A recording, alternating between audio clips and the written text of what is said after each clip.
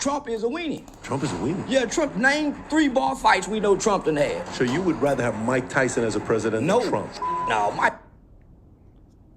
What the fuck? Let's say you're so unpredictable. The Democrat, yeah, bow. Mike Tyson as a president than Trump? No, Mike Tyson's stupid. Yeah, bow. Nobody has a clue what you're gonna say. You're so unpredictable. The Democrats are very clever slave masters. They went and recruited the gays. That's Sergeant Dick Van Dyke. The worst thing we could have done to our military is don't ask, don't tell. Now, we asking, and you tell us. You give me the feeling that you watch a lot of WNBA. Is that true? Like, are you I hate the WNBA. Really? Lesbian women are not entertaining. Go get some hoes that can play basketball. They supposed to be playing in what she got on right there. They should have uniforms. Oh, you're saying for them to wear plain lingerie? Yeah, in heels, run up and down them, click-clacking in them heels. Very strategic. People you'd want to meet, who would it be? I want to meet the leader, the grand wizard of the Ku Klux Klan. Wow. Planned Parenthood is our new Hitler, our new Nazi group. Tell me about it. That's exterminating strictly black people. What do you think about Diddy? He's innocent. I seen that video. She's running. She's stealing his bag. Give me my bag. Where you going? You're thinking... You get on back here. You think this is okay? Yeah. In the ghetto, this is normal. Fighting and fucking the makeup. Best orgasm in the world. They made songs about it. That's a bit weird. Why do they have a chain saying PBD? Is he racist? 30 seconds. Did you ever think...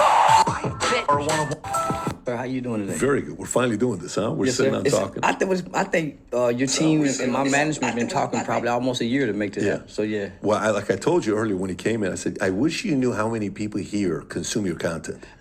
They love what you have to say, because I think one of the things that's most interesting about you is anybody can ask you any question and nobody has a clue what you're gonna say. You're so unpredictable. I don't like to know. I like to be ambushed in interviews. You like to be ambushed in interviews? Yeah, I don't like to know what's gonna be asked. I like to be ambushed because I can give you an explanation for everything I've said. Yeah. You may not agree with it. Yeah. But there's a reason behind it. Right. So I'm just not on here saying things. So I like to be put under pressure. And have you always been like this?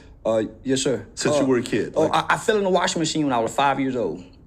I snuck outside. You fell in the washing machine? I fell in the washing machine when I was 5 years old. Intentionally, or somebody pushed you? I fell in. I was getting ready to jump off. Yeah. So my mother was upstairs asleep. I snuck outside, me and my cousin. We went to the laundromat. I was jumping up and down on the washer and fell in as the cycle was on spin. Holy shit. So I broke everything from my waist down. So I was immobile for probably almost 2 years.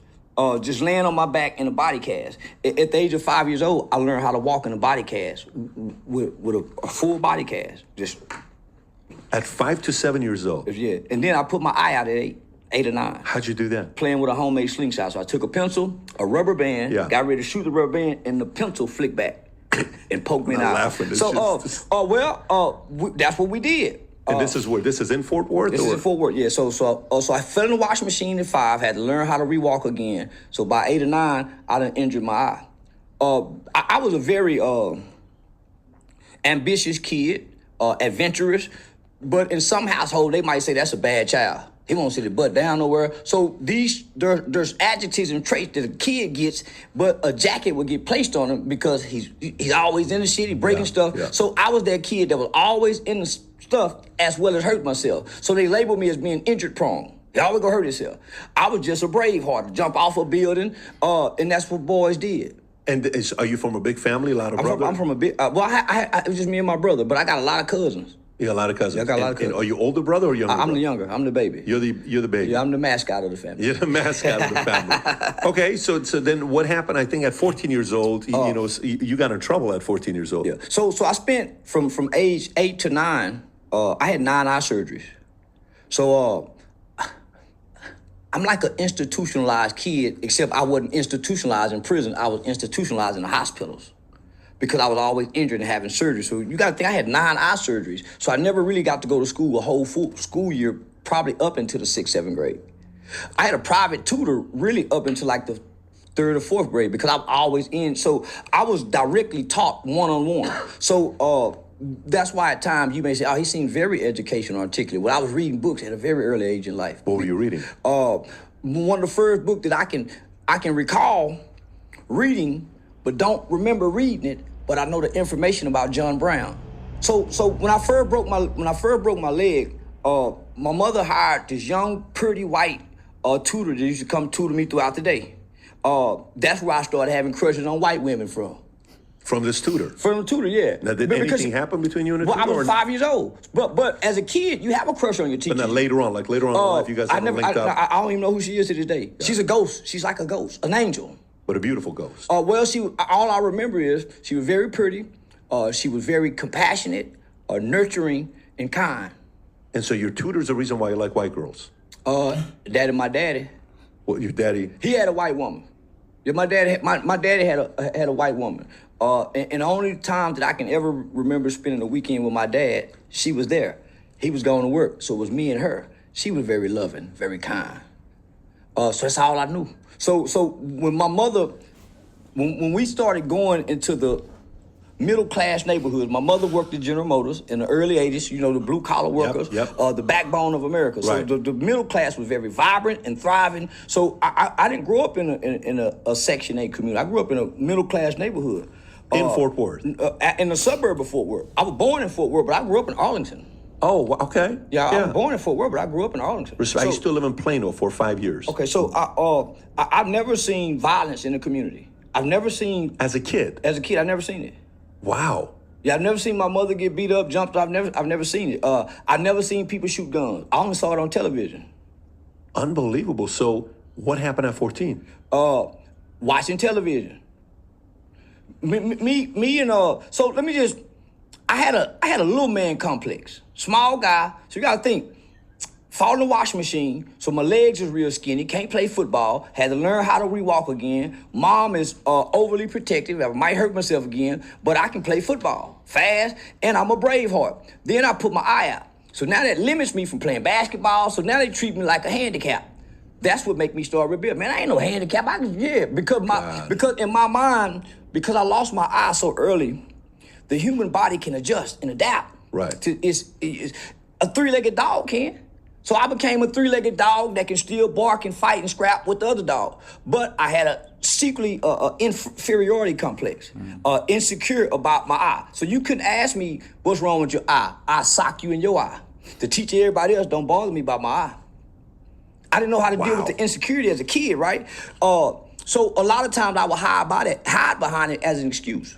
Start some shit, say, man, he was talking about my eye. So you were an instigator. Yeah, I was a shit starter. Very, very, very much so. But with no hate. You always got a kid that's always antagonized. Yeah. I was antagonistic, like I am on the internet now. So that was a childhood trait. So I was very smart, articulate in school, always did well, but I just couldn't play well with others. I'm a natural born leader. And because I'm small, I have to stand up to big guys who think, yeah. So the small guy is always the leader out of the group. Napoleon was. Big guys ain't hard as a leader until you go to prison. Really? Yeah. Trump is tall. You don't think like, Trump is a weenie. Trump is a weenie? Yeah, Trump, name 3 bar fights we know Trump done had. Well, no, he said in an interview with Logan Paul he's never been in a fist fight. That's what I'm talking about. He's a weenie. So you think if you've never been in a fist fight... As a man? Yeah. You don't have no physical strength and ability to defend yourself as a man with no weapons. You got to have some kind of skills, or you a weenie. Really? What if you got a wife and kids, and you can't, and somebody messing with your wife at the restaurant, and you ain't got your gun on you, and you ain't never been punched in the nose? How you know you can take a punch? Talking shit. Interesting. So you think if someone's never been punched in the face, they're not qualified to be a president? No. Especially when you got world leaders like Putin. Putin came up in the KGB, early days of it. He's worked his way up through the ranks. And it's documented he have killed people. Trump ain't never killed nobody. We need leaders, the generals of the army and military men to match our world leader. That's why I don't nobody respect our leaders. These are politician men that couldn't play football, wasn't high school jocks, that was nerds and barking like they men to the world. They weenies. You don't have no hand-to-hand comeback skills as a man, but you want to stand before all these other men who are trained mixed martial artists from Kim Jong. Man, they'll kick our ass. So you would rather have Mike Tyson as a president than Trump? No, Mike Tyson's stupid. Man, Mike Tyson's stupid. He been hit in the head too many times. So I grew up in the boys' home. In the boys' home, I spent 14 to 21. I think throughout those 7 years, I probably had 20 fights. Wow. 20 fights. Before then, I was the kid who my cousin say, wait till my little cousin come over here. I'm gonna get him on you. So they'll bring me over there because I was a brave heart. As a kid, size really don't matter if you're brave. Mm-hmm. So you don't have the rationale to be afraid when you're brave. That's true. Yeah, as a kid. I agree, fully. So I was a brave heart. How I got in trouble is wanting to fit in with the older guys. My mom's at work. When I get out of school, my mom's going to work. Bro, how real is this guy? Even Patrick Bet David thought about it. He's like, he's got a good point. He's got a good point. The General Motors, she worked the night shift. Got it. She got dinner on the stove. She giving us instructions. Leave your homework out. Wash them dishes. Don't go outside. Don't answer the door for nobody. I'm going to call at these times. Make sure y'all answer them calls. And so when she got home and we didn't do that, she'll wake us up out our sleep. I thought I told y'all, so she tried to be a disciplinary, but she was a single mother who had to go to work. When she went to work, we outside. Got it. With no parental supervision. In Arlington. In Arlington. So who were the older guys you hung out with that taught you something? My older cousins, my brother's friends. And then once I started gravitating in middle school, because of the culture. So we went from wearing MC Hammer pants. Yep. The baggy MC Hammer with the yeah. Giorgio Brutini shoe with the gold tips on them. We went from doing that to abruptly from wearing polka dot shirts, silk shirts, pumps in the bunch, bikini drawers, like to Dickies and Killers now. That's right. We abruptly did that. I remember Dickies. Cortez. There you go. Yeah. That's so. I remember 7th grade. I had the elite shoes with fur around them. Yep. The Jabot jeans. Summer of I think 1989 when Colors came out, and we got introduced to. What a great movie! Man, what a great movie! What a legend movie! When we got introduced to that, it sowed a seed throughout America. Just like Menace to Society, Boys in the Hood, Scarface, The Birth of a New Nation, movies like that. Yeah, so that was one of those kind of movies, and children shouldn't have watched it. Colors. Yeah. Interesting. So you're saying those movies brought bad habits to good neighborhoods? The Birth of a New Nation did. That's where the Ku Klux Klan formed from. Got it. And got even stronger after that movie. So are you hanging out with troublemakers in Arlington, or are you watching, I've never seen, so I'm in a suburb. So you got to think, at 5 years old, I'm in a hospital learning how to rewalk again. I'm getting a private tutor. So I'm not outside playing. Right. I'm physically disabled. Right. Soon as I get ready to play, boom, I put my eye out. So at 9 years, so from 5 to 8, yeah. I got a little 3-year time span. But 2 of those years, I'm learning how to rewalk again. So 1 year, I finally get to play with kids as a regular kid. Boom, put my eye out. 9 eye surgeries from the age 8 to 12. So I get my eye took out like 5th grade. I got the prosthetic lens put in 6th grade. But my first part of my 6th grade year, I had a patch on. There go the inferiority complex. Yeah. So what were people calling you after? Because kids can be proven around 6th grade. No. I don't hear nothing because I'm going to hit the first person in their mouth. All you have to do is make an example out of one person before many people. The police do it, your slave masters do it, the job do it. All you got to do is make an example out of one before many, and word travels. Nothing spreads like word of mouth. Many hit him in his eye. Man, so who wants to mess with a person that don't talk and pow? So that was my defense mechanism. And I knew I could get away with it because he was talking about my eye, mama. That's all I had to say. So I had a cop out. I learned how to use a cop out at an early age in life. Do you think that's a common pattern, or how did you learn it? Did somebody teach you, or do you think you just had it? Resiliency and wherewithal from feeling what you're feeling. Did your brother also have it, or you had it more than he did? What's that? The ability to manipulate and feel like a victim you were forgiven. My brother got caught for everything. He got caught with everything. He got caught for doing wrong. I was a very charismatic child. So charisma go a long way, even when you're lying. What month's your birthday? May 17, 1977. Interesting. So I'm a borderline Gemini, full-blooded Taurus. But I was an honest kid. So if you press me too much, I will come out and tell the truth, even to this day. If my woman said, did you do it? Did you do it? If I happen to keep lying, I feel like a coward. Yeah, I did it. Fuck it. Yeah, I did it. She can get it out of it if you keep pressing me. Got it. Cowards lie. Does she get it out of you quite often? Yeah, I'm a brutally honest man. Do you How does love she her? handle it? Yeah, I love her. You tell her? Yeah, if I love my other woman, yeah, I love my other woman. Baby, you think I look fat in it? You know you look fat in it, baby. That's why you asking me. See, why you asking? Why you fucking, yeah, why you putting this pressure on me? You know you look fat in it. That's why you asking.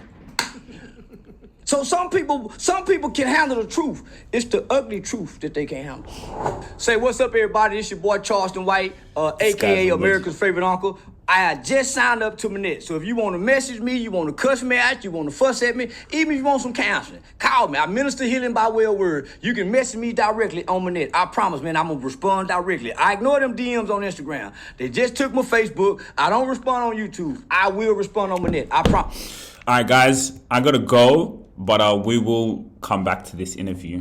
Where are we? 15 minutes in. If you really enjoyed this video, make sure to click here, and I'm sure you're going to love that one.